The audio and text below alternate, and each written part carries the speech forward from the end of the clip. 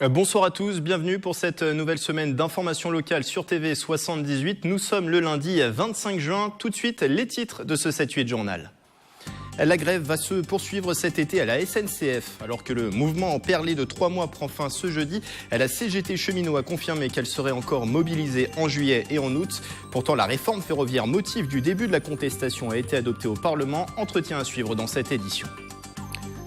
Un patrimoine au temps de la Seconde Guerre mondiale, le château de Versailles a vécu pendant 4 ans sous l'occupation allemande. Dans son ouvrage Le soleil éclipsé, Claire Bonnotte revient sur cette période de péril longue de 1500 jours pour le domaine. Elle est notre invitée.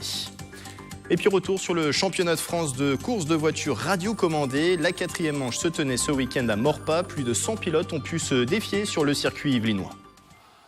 Avant de développer ces titres, la semaine de 4 jours largement plébiscitée dans les Yvelines. D'après les projections de la direction académique de Versailles, 90% des communes possédant au moins une école seront revenues à cette formule à la rentrée. Aujourd'hui déjà, 202 villes ont fait ce choix, rendu possible depuis l'assouplissement de la loi sur les rythmes scolaires. D'autres communes en minorité comme Trappes, Saint-Cyr-l'École et Viroflay ont décidé, elles, de rester à une semaine de 4 jours et demi pour leurs écoliers. Je vous en parlais dans les titres. La CGT Cheminots appelle à continuer la grève à la SNCF en juillet et en août. C'est pour protester contre la réforme ferroviaire adoptée au Parlement le 14 juin. Pour cette nouvelle mobilisation cet été, la CGT fait pour le moment cavalier seul, mais pourrait être rejointe par d'autres fédérations. Entretien.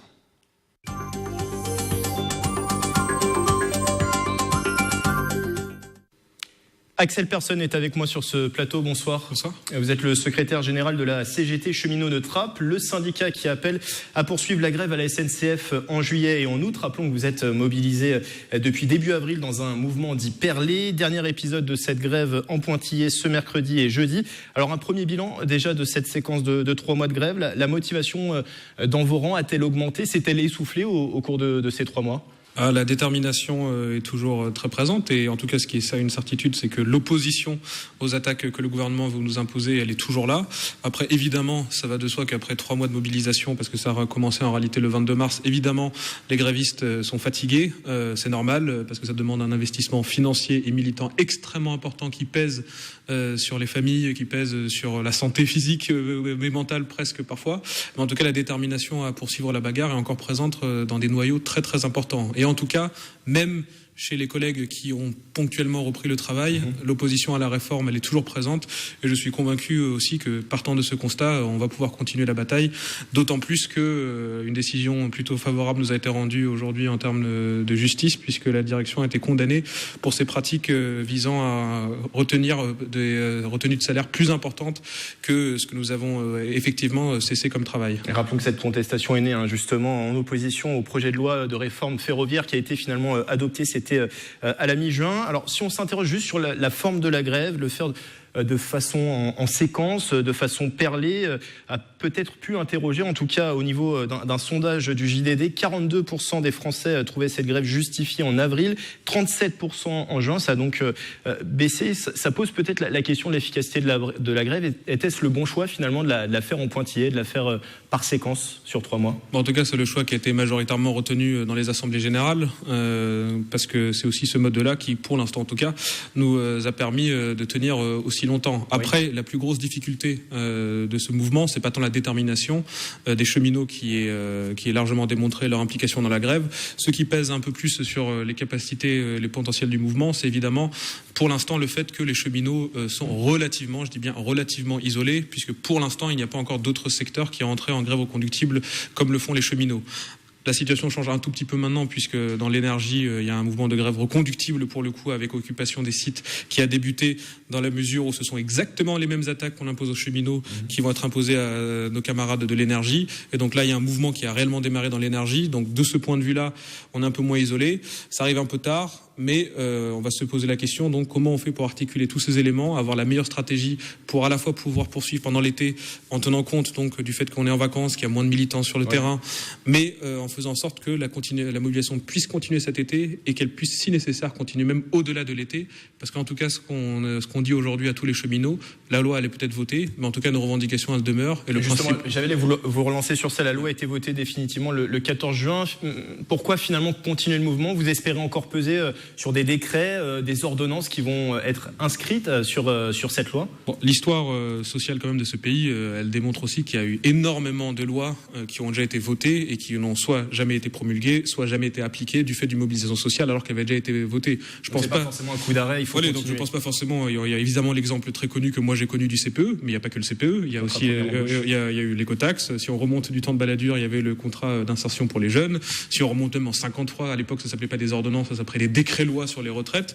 Ça aussi ça avait été passé et ça avait été retiré du fait d'une mobilisation. Donc pour nous, le vote de ce qui se passe au Palais Bourbon, au Palais du Luxembourg, c'est pas ça qui conditionne. Et vos revendications aujourd'hui, quelles sont-elles? Les revendications restent les mêmes, c'est-à-dire qu'on est opposé évidemment au projet de destruction du système ferroviaire et de sa privatisation région par région. Parce que rappelons que cette loi prévoit donc la fin du statut de cheminot. À terme, il n'y aura plus de statut de cheminot. Également, à l'ouverture à la concurrence de la SNCF, un changement de statut juridique aussi, c'est entre autres à retenir.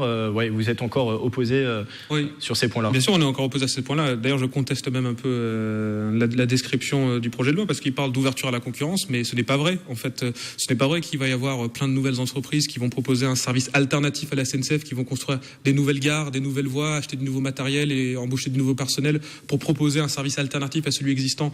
Là, le projet qu'on veut nous imposer, c'est de récupérer pour les opérateurs privés ou les filiales du groupe SNCF le matériel déjà existant, le personnel déjà formé existant qu'on transfère de force dans ces structures et aux conditions qu'eux, ils ont décidé unilatéralement. Et surtout, ces filiales et ces opérateurs-là, eux, ce qu'ils exigent, c'est de récupérer ces marchés et le monopole d'exploitation de ces 10 marchés pour pas qu'il y ait de concurrence. Donc pour nous, évidemment, on reste opposé à ce projet de loi. Et partant de là, le principe de la grève, ça reste assez simple. Au final, c'est qu'on se met en grève jusqu'à quand? Jusqu'à ce que les grévistes décident d'arrêter. Mais le but, c'est bien évidemment de faire grève jusqu'à satisfaction des revendications. Donc partant de là, oui, on continue le combat. Une grève en juillet et en août, donc ça va se poursuivre. Le syndicat Sudrail semble continuer également le mouvement. L'UNSA a dit, a d'ores et déjà annoncé qu'elle se retirait de ce mouvement. La CFDT, d'après les propos de son secrétaire général, ne suivrait pas non plus. Il dit que continuer la grève, ça serait donner une mauvaise image du syndicalisme. Le fait qu'il n'y ait plus forcément d'union sur ces grèves qui vont continuer en juillet et août, est-ce que c'est aussi une faiblesse? Disons, les choix des syndicats, et je parle pour tous les syndicats, évidemment, les regardent, ça peut peser dans un conflit, mais au final, comme toujours, c'est les cheminots qui décident s'ils continuent ou pas. Et aujourd'hui, en tout cas, même si évidemment après 3 mois c'est difficile, il reste quand même des noyaux de grévistes extrêmement importants, notamment à la conduite des trains dont je fais partie, où il y a encore des dépôts qui sont en grève de façon majoritaire, et là je parle des chiffres de la direction. Donc c'est eux qui vont décider si on continue ou pas la grève, et les remontées qu'on a majoritairement dans les assemblées générales partent d'un constat simple. Oui, c'est difficile, oui, la grève pèse sur nos finances, mais vu les attaques, on n'a pas le choix, il faut qu'on continue cet été. Après, il peut y avoir des débats sur quelles sont les dates les plus pertinentes pour se mettre en grève cet été. Ça, c'est des débats qu'on a eu dans les assemblées générales un peu partout, mais c'est une décision qui va être prise là d'ici la fin de la semaine. Ça ne serait pas forcément sur les dates de départ en vacances, ça a été en tout cas annoncé par la CGT Cheminot. Merci Axel Persson d'avoir été avec nous. Ce ne sera pas que les vacances, bon, évidemment on ne s'interdit pas de le faire, on va le faire d'ailleurs, je peux vous le dire même qu'on va le faire. Merci Axel Persson d'avoir été avec nous. Je rappelle que vous êtes le secrétaire général de la CGT Cheminot de Trappes.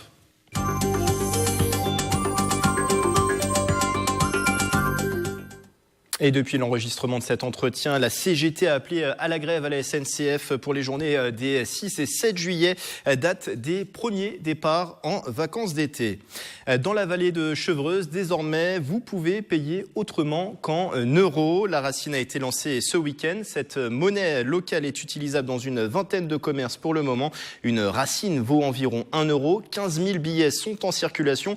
L'objectif, c'est de stimuler l'économie locale et de favoriser le lien social.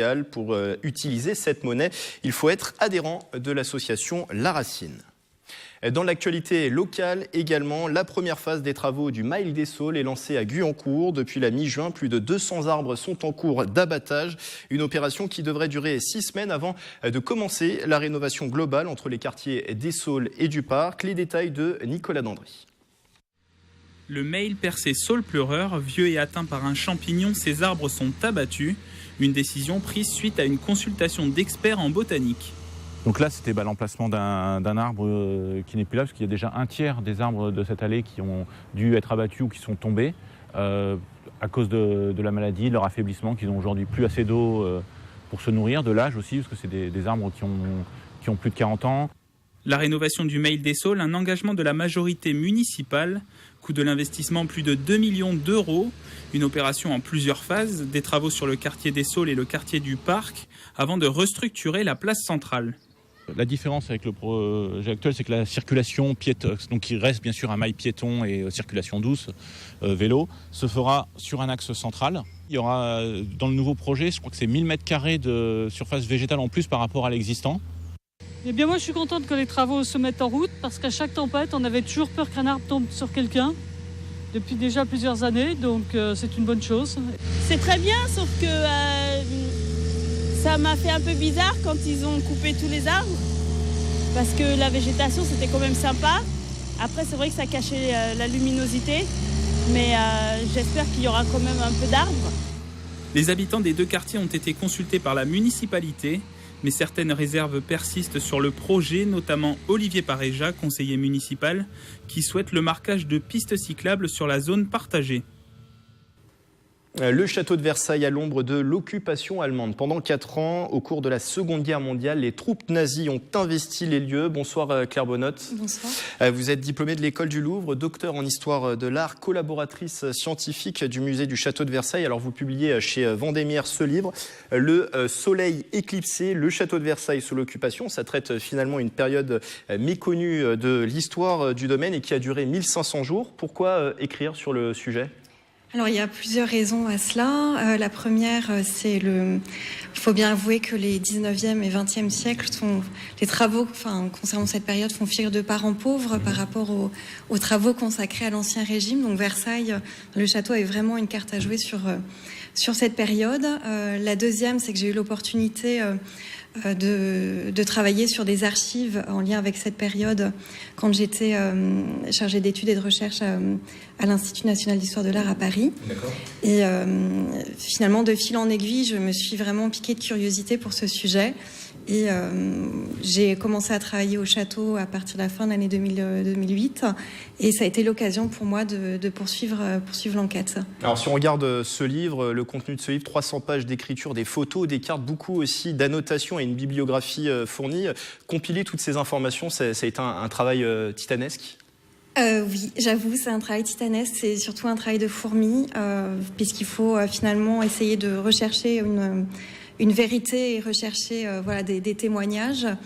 Ça suppose aussi de croiser un certain nombre de sources. Alors mon principal outil, ça a été les archives. Les archives, alors tout d'abord j'ai commencé à rechercher dans les archives de l'Île-de-France. Donc j'évoquais la bibliothèque de l'Institut national d'histoire de l'art à Paris. Il y a également les archives nationales, les archives départementales des Yvelines à Montigny-le-Bretonneux.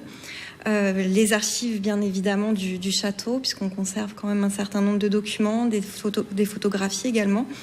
Et par la suite, j'ai essayé d'ouvrir le spectre en allant en province, puisqu'il y avait des dépôts, des collections du château de Versailles, du musée en province. Et donc je suis allée du côté d'Angers, dans les archives du Maine-et-Loire, où j'ai trouvé certains témoignages.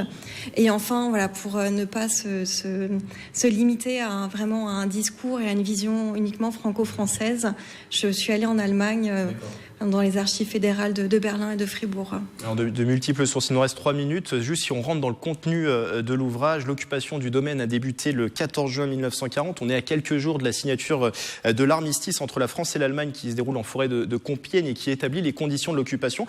Le château de Versailles, c'était un réel objectif militaire pour les Allemands ou finalement c'était plus un symbole de l'occupé ?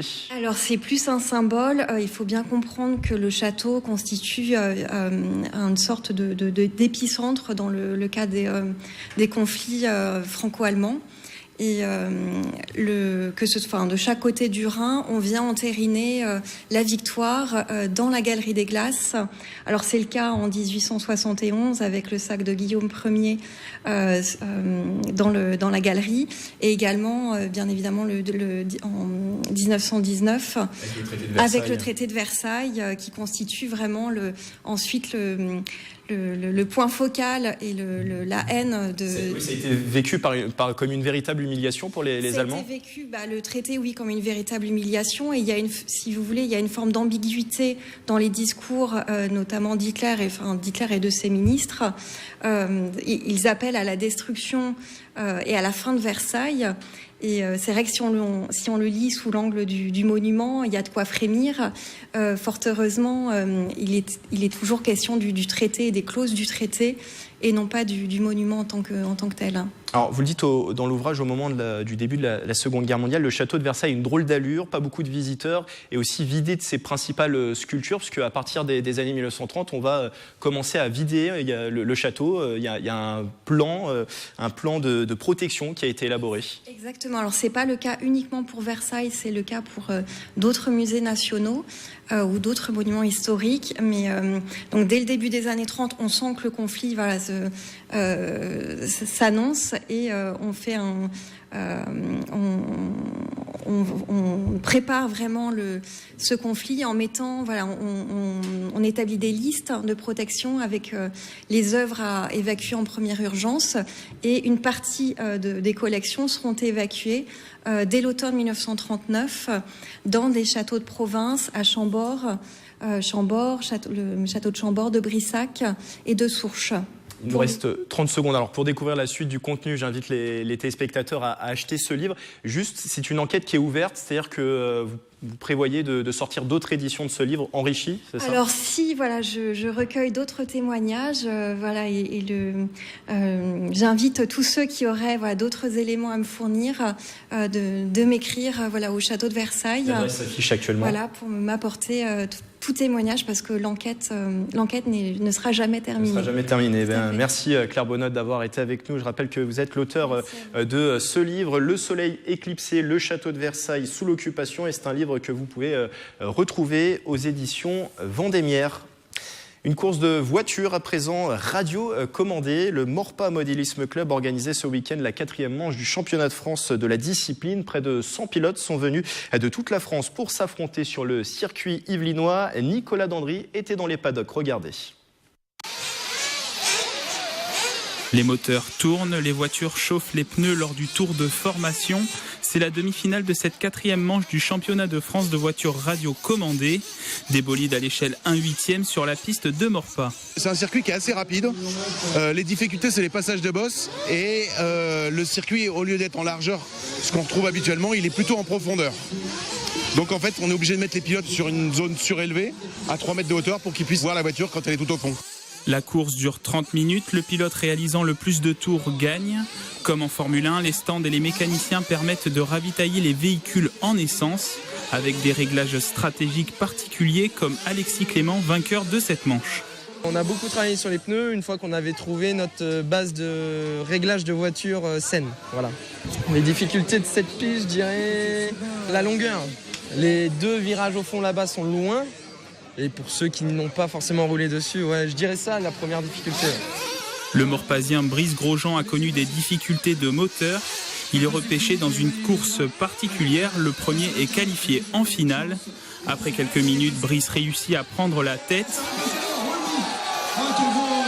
S'ensuit une bagarre entre les bolides miniatures avec une victoire finale de Brice. Il y a le commentateur de la course qui commande, donc déjà ça donne un stress. Puis après le stress de la course, réussir à garder sa place de premier, c'est pas facile. Après Morpa, une nouvelle manche du championnat de France se déroulera à Castres du 12 au 14 octobre 2018. Rugby, ce samedi, le club de Montigny-le-Bretonneux a inauguré son nouveau pôle sportif au stade Roger Coudert, un projet dans les cartons depuis le début des années 2000. Aujourd'hui, 2 terrains synthétiques flambant neufs, dont un homologué pour les compétitions, sont désormais accessibles. Coût total de l'opération, 1,3 million d'euros. Les réactions au micro de Nicolas Dandry. Ça va permettre de s'entraîner correctement tout l'hiver. À titre d'exemple, cette saison, le terrain en herbe est resté fermé 1 mois. Et à Montigny, il n'y a pas de gymnase disponible. Donc on est resté 1 mois sans s'entraîner. Ça va permettre de jouer les matchs sur les terrains synthétiques l'hiver. Je pense qu'à l'entraînement, les joueurs viendront plus volontiers. en sachant qu'ils ne vont pas finir avec 5 cm de boue sur le corps. Créer des terrains synthétiques aujourd'hui, c'est quelque chose qui coûte effectivement beaucoup d'argent. Mais il faut quand même savoir que sur Montigny, on a 11 000 sportifs. Je ne dis pas 11 000 rugbyman, mais 11 000 sportifs. Donc on se doit aussi de leur donner des installations qui leur permettent de pratiquer. Et ces terrains porteront le nom de Pierre Paillasse, ancienne adjointe au maire déléguée au sport, décédé l'année dernière. Il avait également été président de l'ASMB Rugby pendant 13 ans. Chaque année à la fin juin, c'est la journée internationale du yoga, une date instituée par les Nations Unies en 2014. La ville de Montigny-le-Bretonneux a marqué le coup ce dimanche avec un événement découverte. Les visiteurs ont pu tester l'activité. Petite séance avec Nicolas Dandry et Touki Nirilanto. Rendre le yoga plus visible, c'est l'objectif à Montigny-le-Bretonneux. Le 24 juin, c'était journée découverte au centre Pierre de Coubertin. 2 associations de yoga ont accueilli les adeptes d'un jour, 90 personnes pour s'initier gratuitement à l'activité. C'est la 2e journée que nous organisons à Montigny depuis l'année dernière. C'est un moyen de faire connaître le yoga à une plus grande population. Une 2e journée internationale du yoga à Montigny, sous l'égide de l'ambassade indienne. L'Inde est le pays d'origine du yoga. Il y occupe toujours une place très importante. En Inde, c'est un mode de vie. Par mode de vie, j'entends une pratique complète qui s'insère dans notre façon de vivre. Quand nous sommes à bout, fatigués, incapables d'être attentifs, nous nous concentrons sur le souffle. Nous faisons du yoga. C'est notre moyen pour être tranquille. Détente musculaire, meilleure gestion des émotions, le yoga semble séduire en France, mais ne fait pas du yoga qui veut. Patience, régularité et encadrement sont nécessaires pour cette activité. Si le yoga procure des bienfaits, il reste d'abord un sport exigeant. En fait, le yoga est bon pour le dos. Maintenant, quand il y a des blessures, quand il y a des hernies discales, des douleurs chroniques, on demande de toute façon pour la pratique toujours un certificat médical. C'est important. Et puis après, c'est aussi aux personnes de respecter leurs limites, c'est-à-dire que le yoga s'adapte à la personne et non l'inverse. Vu le succès rencontré cette année, les organisateurs pourraient de nouveau organiser une journée de ce type l'an prochain.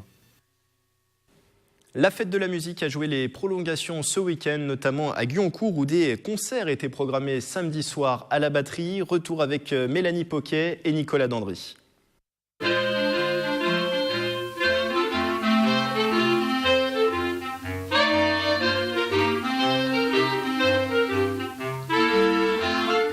Un début tout en douceur avec l'école de musique. À Guyancourt, la fête de la musique a mis en avant les talents locaux, comme ses élèves clarinettistes. Il y a toutes les formations, je crois, quasiment toutes se produisent. C'est vraiment peut-être le moment phare de l'année. Enfin, c'est un choix en même temps. On a le droit de faire que du classique ou que du jazz. Mais on aime bien toucher un petit peu à tous les styles à partir du moment où c'est de la bonne musique. À la batterie, on a vu les choses en grand. 5 scènes et 40 groupes et artistes. Tous les styles, tous les âges et même des renaissances. Les rockers de Sans Limites se sont reformés pour l'occasion.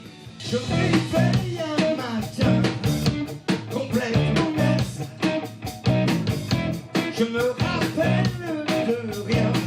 C'est pour pas mettre sans limite d'âge. Parce que je vais te dire un truc, moi j'ai 66 balais, on a tous 60 ans quoi. Hein. Non, pas... mais pas lui, pas encore. Ouais, on est potes depuis...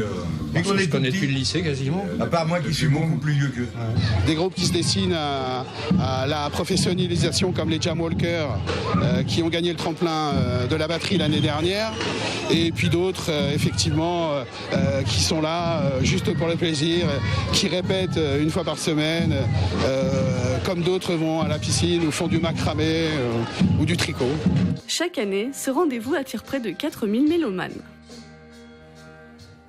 Et puis un avant-goût de vacances à Trappes avec la fête de la ville qui se tenait ce week-end, une journée familiale qui donnait le top départ de la belle saison. Camille Lambert, Nicolas Dandry. De quoi donner le tournis. Cette pieuvre, c'est l'attraction phare cette année de la fête de la ville de Trappes. Les habitants de la commune, mais aussi les voisins, se sont déplacés exprès pour l'occasion. Cette famille de Maurepas vient chaque année. Au départ, ça va très bien quand ça bouge pas, mais alors quand ça tourne, ça commence vraiment à faire des bonnes sensations, surtout qu'en plus ça a duré un petit peu longtemps pour moi là. Au début, ça tourne vers par terre, mais après ça monte. On dirait que ça va taper dans notre tête quand on tourne. Manège, animation, jeux, mais aussi activités sportives, pendant que certains se prenaient pour les joueurs du mondial, d'autres jouaient les Ouistiti. Ça grimpe. Voilà, tout seul, ouais, c'est bien. Je l'ai aidé à faire un peu d'escalade, de la motricité, surtout parce qu'il a du mal avec la motricité, donc ça l'aide. Au-delà de l'amusement, cette fête avait aussi une portée éducative. Les visiteurs ont pu découvrir les animaux dans la ferme pédagogique. On a fait un petit quiz, un petit jeu des 7 différences entre les différentes espèces animales présentées, entre la chèvre, le mouton, le coq et la poule, et puis aussi entre l'âne et le poney. Et puis bien évidemment, parler de l'animal, du respect animal. Comme un avant-goût de vacances avec le retour de l'été, autre rendez-vous incontournable de la ville, Trappes-Plage, qui revient du 9 juillet jusqu'au 14 août.